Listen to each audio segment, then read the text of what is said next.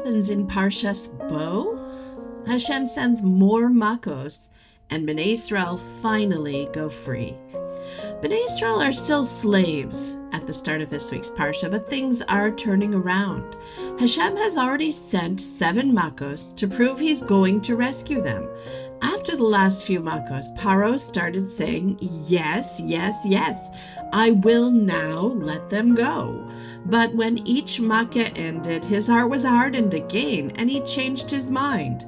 By now, after 7 makos, Eretz Mitzrayim is a great big mess. People and animals lie dead, buildings and fields are destroyed. Even Paro's advisors tell him to let Bnei Israel go free. Paro just will not listen to anybody. Each time Moshe goes to Paro, he asks to take all of Bnei Israel, old and young, sons and daughters, and all their animals. Finally, after the 7th makkah, Barad, Paro agrees. Sort of. He says, okay, but only the men can go out. This is the same as saying no. Every one of Bnei Israel is precious, and everyone must be included. So Hashem sends the 8th makkah, Arbe, locusts. Arbe covered the entire land and made the sky dark. They ate up everything in the fields that was left over from Makkas Barad. Paro begs Moshe to daven and stop the Arbe. At last he promises to let all of Bnei Israel go. But do you think Paro keeps his promise after the Arbe finally stop? No, he does not. This is totally different from Hashem, who always keeps his promises. Everything Hashem says will come true. So Hashem sends the 9th makkah, Choshech, darkness. The whole land is cast into deep, deep darkness. This is not just a regular darkness like at night. Midrashim tell us that the Choshech is so thick that the Mitzrim can't even move around from place to place. During Makkas Choshech, Bnei Israel still have light. Some people say that during Makkas Choshech, Bnei Israel go around to the houses of the Mitzrim. Some say they took payment for their slavery in silver and gold from the Mitzri homes. Others think that they just looked around so that later on, when they were leaving, they could demand payment from the Mitzrim, knowing exactly how much gold and silver they actually owned. Either way, through all of these makos, Bnei Israel had truly seen Hashem's power. Most of them know they are leaving Mitzrayim soon.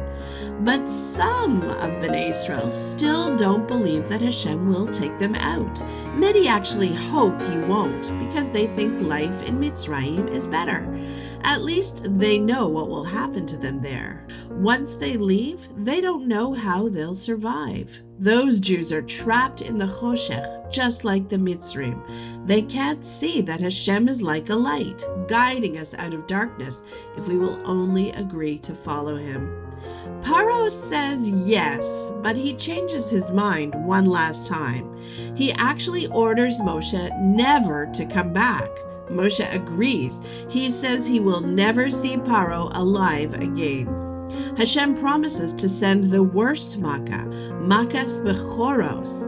But Bnei Israel have to get ready first and be prepared to leave right away afterwards. Every family must take a lamb, sheep, or goat and put its blood on their door to mark the houses of Bnei Israel. This is a bit like a mezuzah, showing us here is a Jewish house. Bnei Israel must eat the lamb with matzah and maror, just like we still do at the Pesach Seder every year. Hashem tells us we will have Pesach every year after this, so we'll never forget. At midnight, Hashem goes around to the Mitzri houses, killing every Bechor in every home, even in the palace of Paro, even Paro's own son. We remember this every year with a yontif called Pesach, which means Hashem skipped over the houses of Bnei Israel. In English, it's called Passover for the same reason. Even though we shouldn't feel happy that so many Mitzrim died, we are happy to be free at last after over 200 years. Do you think we've seen the last of Paro? We'll meet him again in next week's Parsha.